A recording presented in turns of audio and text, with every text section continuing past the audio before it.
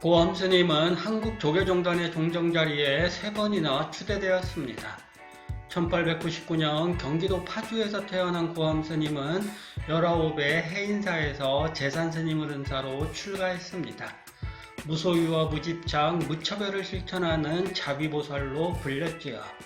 그는 사찰에서 법문을 하고 법사료 봉투를 받으면 을의 형편이 어려운 사찰에 법단에 올려놓고 나왔습니다. 제자들이 노자 좀 보태달라고 하면 잡히는 대로 있는 대로 아낌없이 내주었습니다. 선물로 받은 귀한 물건들을 소유물로 생각하지 않고 원하는 이들에게 기꺼이 나누어 주었습니다. 오죽하면 스님들 사이에 고암 스님 물건은 누구나 선착순, 가져가면 임자라는 말이 퍼졌을까요? 한마디로 고암은 무소유를 실천한 스님이었습니다. 혹여 남는 돈이 있으면 고암은 단주나 108념주 불교서적을 제자에게 사오도록 했습니다. 그리고는 절을 찾는 이들에게 무차별적으로 나누어 주었지요.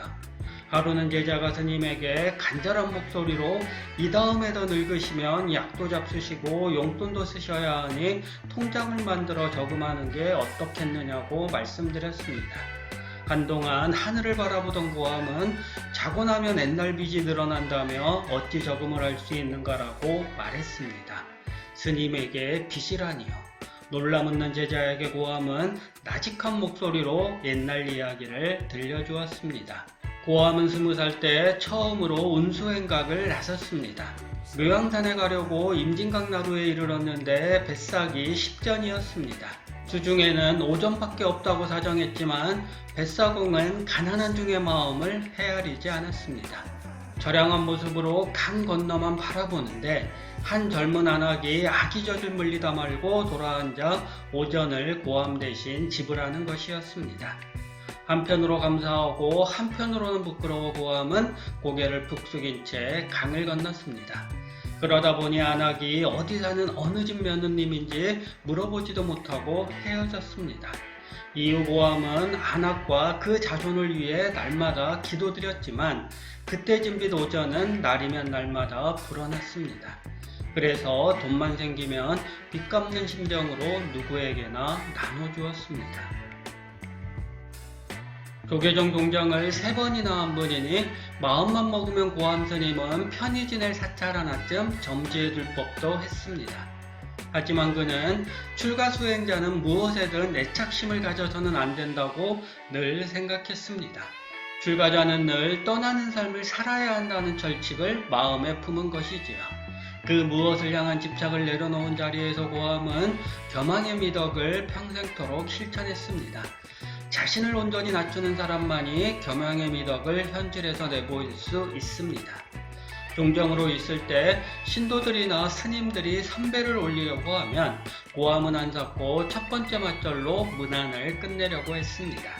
첫 번째 맞절이 끝나면 자리에서 일어나 더 이상 절을 하지 못하게 했지요. 종정 큰 스님이 삼배를 받지 않으면 어느 스님이 삼배를 받느냐고 제자들이 말할라 치면 고암은 부족한 종이 무슨 염치로 300까지 받을 수 있겠는가라는 말을 아무렇지 않게 했습니다. 고암 스님은 불문에 들어온 후 단 한 번도 화를 내는 모습을 다른 이들에게 보인 적이 없다고 합니다. 소리를 지르거나 욕을 하는 일도 없었다네요. 큰 잘못을 범한 제자로 해서 속이 상할 적에는 제자에게 차를 끓여 먹인 뒤 이렇게 말했답니다. 이 사람아, 다른 사람이 그러더라도 자네가 못하게 말려야 할 터인데 어찌 자네가 그런 일을 했단 말인가. 고암은 늘 겸손한 마음으로 상대의 마음 깊은 자리를 들여다보려고 했습니다. 부산 어느 암자에 잠시 머무를 때 한 노보살이 지극정성으로 전복죽을 만들어 왔습니다. 귀하고 비싸고 몸에 좋은 음식이 전복죽인 것은 분명합니다. 하지만 스님은 육류나 해물을 먹지 않는다는 사실을 노보살은 그만 깜빡했습니다. 고암은 전복죽을 내치지 않았습니다. 천진하게 웃으며 누구보다 반갑게 두 손으로 음식을 받아들었습니다. 감사히 잘 먹겠다는 말을 한 후 스님은 죽그릇을 곁에 조심스레 내려놓았습니다. 노보살이 흐뭇한 표정을 지으며 집에 돌아간 뒤 고암은 전복죽을 공양간으로 보냈습니다.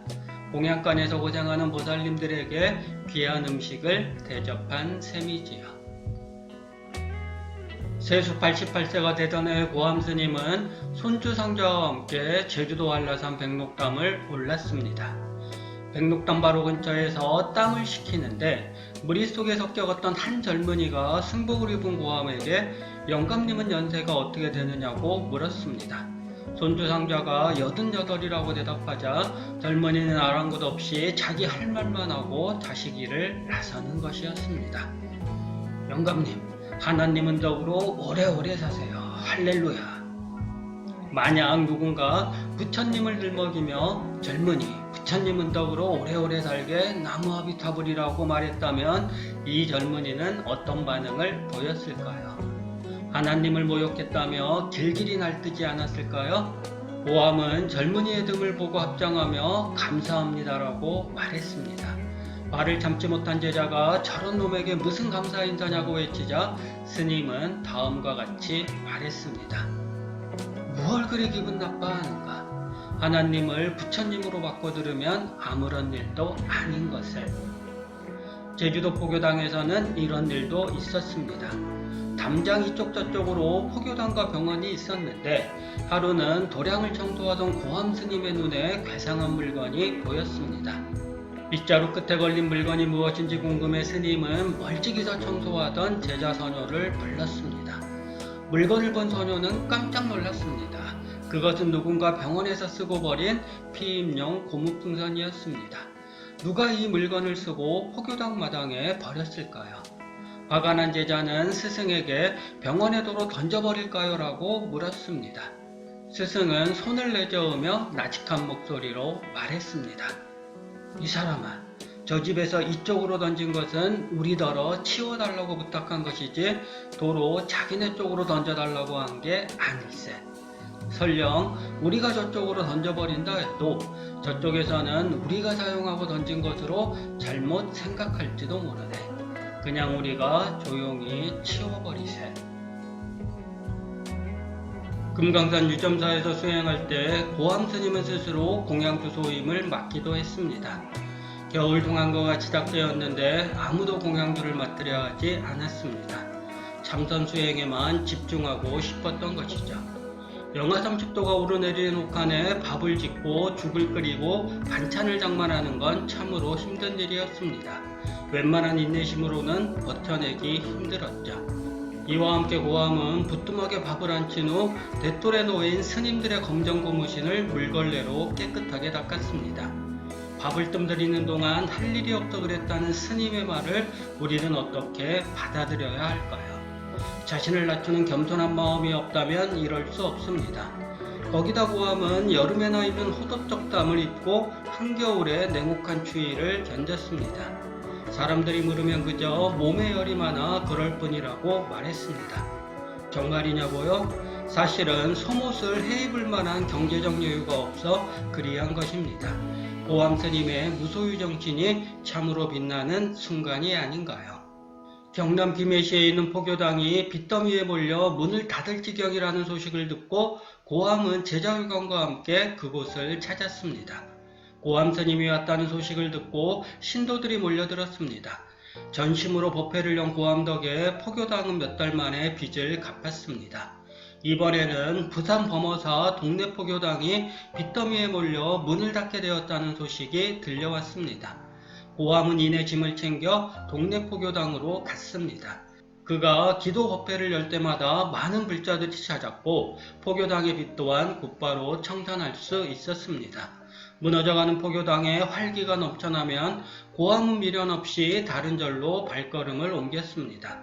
그는 한 절을 운영하는 주지자리를 탐내지 않았습니다. 사방을 떠돌며 깨달음을 실천하는 게 수행자의 덕목이라고 생각했습니다. 소유욕에 젖어 자기 앞도 보지 못하는 사람들과는 온전히 다른 길을 걸었습니다.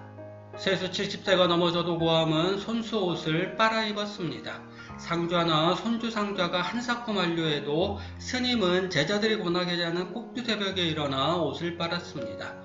제자인 대원 스님이 미국 하와이에서 불사를 벌였을 때는 불편한 컨테이너 박스에서 생활하며 제자들 먹을 아침 공양을 준비하기도 했습니다.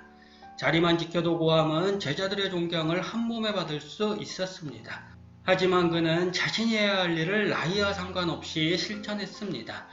이 땅에 내려온 보살의 자비를 몸소 보여준 셈이지요. 고함 스님은 1988년 10월 25일 오후 8시 가야산 해인사 용탑선원에서 열반에 들었습니다. 세수로 90이었고 법납으로는 71였습니다. 고함 큰 스님이 제자들에게 남긴 마지막 말을 아래에 적습니다. 조심해서 살거라. 인과응보는 분명한 것이니.